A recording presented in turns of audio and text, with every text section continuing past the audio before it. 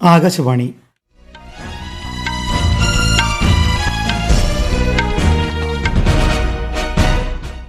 നമസ്കാരം. വാർത്തകൾ വായിക്കുന്നത് അനിൽകുമാർ.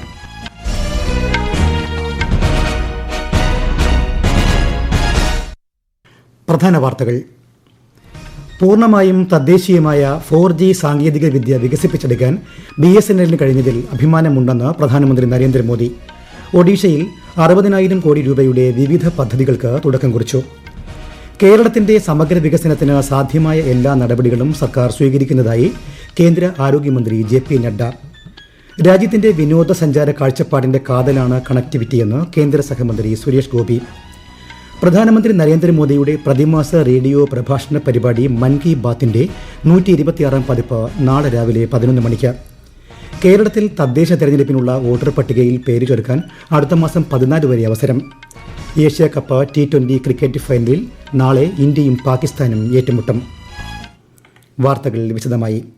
2017 ചരക്ക് സേവന നികുതി അവതരിപ്പിച്ചതിലൂടെ നികുതി ഭാരം ഗണ്യമായി കുറഞ്ഞതായി പ്രധാനമന്ത്രി നരേന്ദ്രമോദി.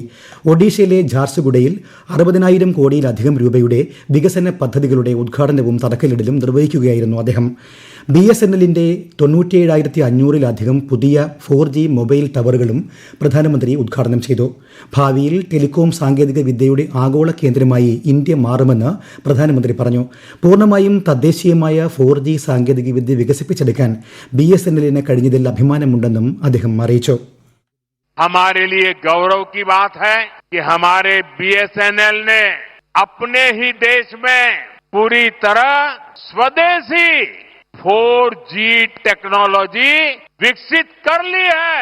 अपनी मेहनत, अपनी लगन, अपनी कुशलता से BSNL ने नया इतिहास रच दिया है. BSNL और उसके सहयोगियों की मेहनत से आज Bharat global telecom manufacturing hub बनने की दिशा में आगे बढ़ रहा है. ചരക്ക് സേവന നികുതി പരിഷ്കാരത്തിന്റെ ആനുകൂല്യങ്ങൾ ഓരോ പൌരനും കൃത്യമായി ലഭ്യമാകുന്നുണ്ടെന്ന് ഉറപ്പാക്കുമെന്ന് പ്രധാനമന്ത്രി നരേന്ദ്രമോദി. പുത്തൻ തലമുറ GST പരിഷ്കാരം സംബന്ധിച്ച കേന്ദ്രമന്ത്രി ഹർദീപ് സിംഗ് പുരിയുടെ ലേഖനം സമൂഹമാധ്യമത്തിൽ അദ്ദേഹം പങ്കുവച്ചു.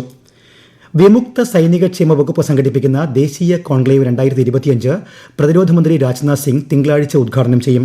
വികസിത ഭാരതവും വിമുക്ത സൈനിക ക്ഷേമവും എന്ന വിഷയത്തിൽ സംഘടിപ്പിക്കുന്ന 2 ദിവസത്തെ കോൺക്ലേവിൽ രാജ്യത്തുടനീളമുള്ള സംസ്ഥാന ജില്ലാ സൈനിക ബോർഡുകളുടെ പ്രതിനിധികൾ പങ്കെടുക്കും. കൌടില്യ സാമ്പത്തിക സമ്മേളനം 2025 കേന്ദ്ര ധനകാര്യമന്ത്രി നിർമ്മല സീതാരാമൻ അടുത്ത മാസം 3-ന് ന്യൂഡൽഹിയിൽ ഉദ്ഘാടനം ചെയ്യും.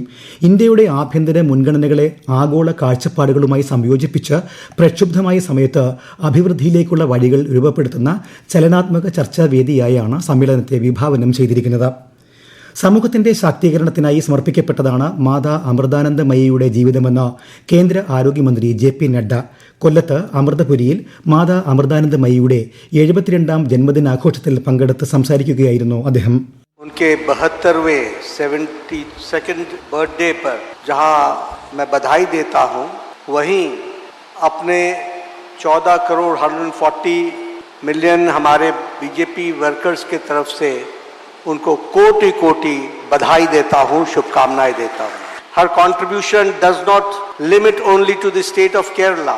It is not limited only to the Indian nation, but worldwide she has been active as far as social activity is concerned. കേന്ദ്ര സഹമന്ത്രിമാരായ എൽ മുരുകൻ, ജോർജ് കുര്യൻ, ശശി തരൂർ MP തുടങ്ങിയവർ ചടങ്ങിൽ പങ്കെടുത്തു. വിനോദസഞ്ചാര മേഖലയെ സംബന്ധിച്ച ഇന്ത്യയുടെ കാഴ്ചപ്പാടുകളിൽ കണക്ടിവിറ്റിക്ക് സുപ്രധാന സ്ഥാനമാണുള്ളതെന്ന് കേന്ദ്ര സഹമന്ത്രി സുരേഷ് ഗോപി.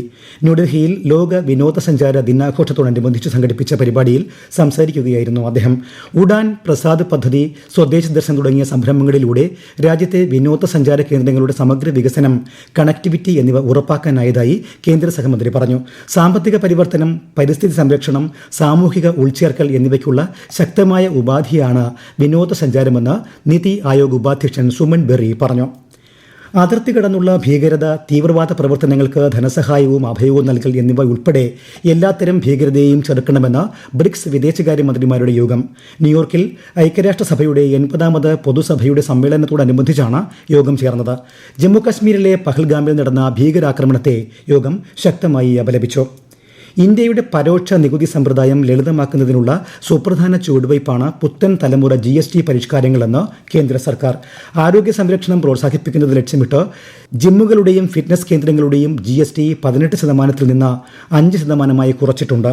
പാൽ, പ്രധാന ചേരുവയാകുന്ന പാനീയങ്ങൾ, ഡ്രൈഡ് ഫ്രൂട്ട്സ് തുടങ്ങിയ ഭക്ഷ്യവസ്തുക്കളുടെ 5% GST മധ്യവർഗ കുടുംബങ്ങൾക്ക് ഏറെ ഗുണകരമാകുമെന്നാണ് വിലയിരുത്തൽ. ഈ വാർത്തകൾ ആകാശവാണിയിൽ നിന്ന്. ആകാശവാണി വാർത്തകളും വാർത്താ അധിഷ്ഠിത പരിപാടികളും all India radio news Thiruvananthapuram YouTube ചാനലിലും @all India radio news Thiruvananthapuram Facebook പേജിലും AIR ന്യൂസ് തിരുവനന്തപുരം ഇൻസ്റ്റഗ്രാം അക്കൌണ്ടിലും @AIR ന്യൂസ്_TVM X ഹാൻഡിലും ലഭ്യമാണ്.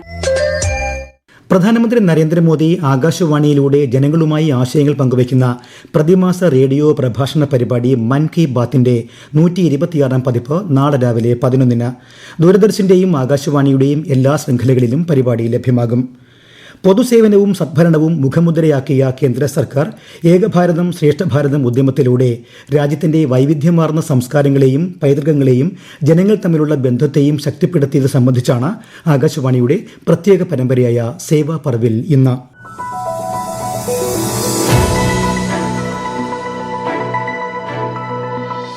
നൂറുകണക്കിന് ഭാഷകളുടെയും സംസ്കാരങ്ങളുടെയും നാടാണ് നമ്മുടെ രാജ്യം. ഓരോ പ്രദേശവും തനതായ വസ്ത്രധാരണ, പാചക രീതികൾ ഉൾപ്പെടെ പിന്തുടർന്നു പോരുന്നു. എന്നാൽ ജനങ്ങളെയാകെ ഒന്നിച്ചു ചേർക്കുന്നതിനായി 2015 പ്രധാനമന്ത്രി നരേന്ദ്രമോദി ഏക ഭാരതം ശ്രേഷ്ഠ ഭാരതം സംരംഭത്തിന് തുടക്കം കുറിച്ചു.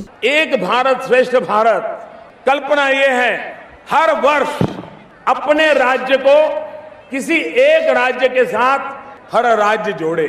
देश की एकता को जोड़ने का, देश के अन्य राज्यों को पहचानने का, अन्य भाषाओं को जानने का एक सहज उपक्रम बनेगा.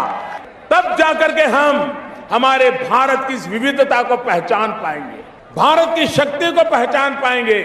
സംസ്കാരവും പാരമ്പര്യവും പരസ്പരം പങ്കുവയ്ക്കാൻ സംസ്ഥാനങ്ങളെ പ്രോത്സാഹിപ്പിക്കുന്നതാണ് ഏക ഭാരതം ശ്രേഷ്ഠ ഭാരതം സംരംഭം. പ്രാദേശിക ഉൽപ്പന്നങ്ങൾക്ക് പ്രാധാന്യം നൽകുന്നതിലൂടെ രാജ്യത്തിന്റെ ആകെ വികസനം ഉറപ്പാക്കണം എന്നതിനാണ് പ്രധാനമന്ത്രി പതിവായി ആഹ്വാനം ചെയ്യുന്നത്. വൈജ്ഞാനിക സമൂഹമായി മാറാനുള്ള കേരളത്തിന്റെ ശ്രമങ്ങൾക്ക് ആഗോള പിന്തുണ ഉറപ്പാക്കാൻ പ്രവാസികളുടെ സഹകരണം അനിവാര്യമാണെന്ന് മുഖ്യമന്ത്രി Pinarayi Vijayan. Norka professional and business leadership meet കൊച്ചിയിൽ ഉദ്ഘാടനം ചെയ്യുകയായിരുന്നു അദ്ദേഹം. കേരളത്തിൽ തദ്ദേശ തെരഞ്ഞെടുപ്പിനുള്ള വോട്ടർ പട്ടികയിൽ പേര് ചേർക്കാൻ വീണ്ടും അവസരം. കരട് വോട്ടർ പട്ടിക തിങ്കളാഴ്ച പ്രസിദ്ധീകരിക്കുമെന്ന് സംസ്ഥാന തെരഞ്ഞെടുപ്പ് കമ്മീഷണർ A. ഷാജഹാൻ അറിയിച്ചു. ഒക്ടോബർ 14 വരെ വോട്ടർ പട്ടികയിൽ പേര് ചേർക്കാം. അന്തിമ വോട്ടർ പട്ടിക ഒക്ടോബർ 25-ന് പ്രസിദ്ധീകരിക്കും. കേരളത്തിൽ ഒറ്റപ്പെട്ട ശക്തമായ മഴയ്ക്ക് സാധ്യതയെന്ന് കേന്ദ്ര കാലാവസ്ഥാ വകുപ്പ്. കണ്ണൂർ, കാസർഗോഡ്, കോഴിക്കോട്, വയനാട് ജില്ലകളിൽ ഇന്ന് ഓറഞ്ച് ജാഗ്രതയാണ്. എറണാകുളം മുതൽ മലപ്പുറം വരെയുള്ള 5 ജില്ലകളിൽ മഞ്ഞ ജാഗ്രതയും നൽകിയിട്ടുണ്ട്. കേരള, കർണാടക, ലക്ഷദ്വീപ് തീരങ്ങളിൽ ഇന്നും നാളെയും മത്സ്യബന്ധനത്തിന് വിലക്കേർപ്പെടുത്തി.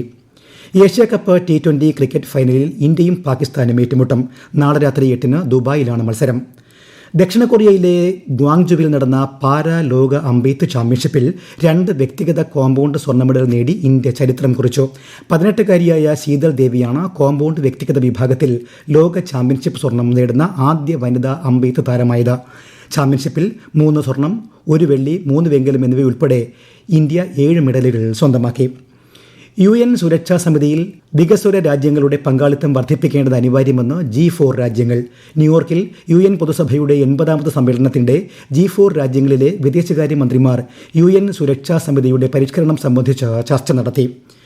ഐക്യരാഷ്ട്ര രക്ഷാസമിതിയുടെ സമഗ്ര പരിഷ്കരണത്തിനുള്ള ശക്തമായ പിന്തുണ ആവർത്തിച്ച് ഭൂട്ടാൻ പ്രധാനമന്ത്രി ഷെറിംഗ് ടോബ്ഗെ ഇന്ത്യയെയും ജപ്പാനെയും UN സുരക്ഷാ സമിതിയിൽ സ്ഥിരാംഗങ്ങളായി ഉൾപ്പെടുത്തണമെന്ന് ഭൂട്ടാൻ പ്രധാനമന്ത്രി പറഞ്ഞു.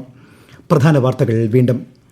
പൂർണ്ണമായും തദ്ദേശീയമായ 4G സാങ്കേതികവിദ്യ വികസിപ്പിച്ചെടുക്കാൻ BSNLന് കഴിഞ്ഞതിൽ അഭിമാനമുണ്ടെന്ന് പ്രധാനമന്ത്രി നരേന്ദ്രമോദി. ഒഡീഷയിൽ 60,000 കോടി രൂപയുടെ വിവിധ പദ്ധതികൾക്ക് തുടക്കം കുറിച്ചു. കേരളത്തിന്റെ സമഗ്ര വികസനത്തിന് സാധ്യമായ എല്ലാ നടപടികളും സർക്കാർ സ്വീകരിക്കുന്നതായി കേന്ദ്ര ആരോഗ്യമന്ത്രി JP നഡ്ഡ. രാജ്യത്തിന്റെ വിനോദസഞ്ചാര കാഴ്ചപ്പാടിന്റെ കാതലാണ് കണക്ടിവിറ്റിയെന്ന് കേന്ദ്ര സഹമന്ത്രി സുരേഷ് ഗോപി. പ്രധാനമന്ത്രി നരേന്ദ്രമോദിയുടെ പ്രതിമാസ റേഡിയോ പ്രഭാഷണ പരിപാടി മൻ കി ബാത്തിന്റെ 126ാം പതിപ്പ് നാളെ രാവിലെ 11 മണിക്ക്. കേരളത്തിൽ തദ്ദേശ തെരഞ്ഞെടുപ്പിനുള്ള വോട്ടർ പട്ടികയിൽ പേര് ചേർക്കാൻ അടുത്ത മാസം 14 വരെ അവസരം. ഏഷ്യ കപ്പ് T20 ക്രിക്കറ്റ് ഫൈനലിൽ നാളെ ഇന്ത്യയും പാകിസ്ഥാനും ഏറ്റുമുട്ടും. വാർത്തകൾ കഴിഞ്ഞു. അടുത്ത വാർത്താ പ്രക്ഷേപണം രാത്രി 8:35.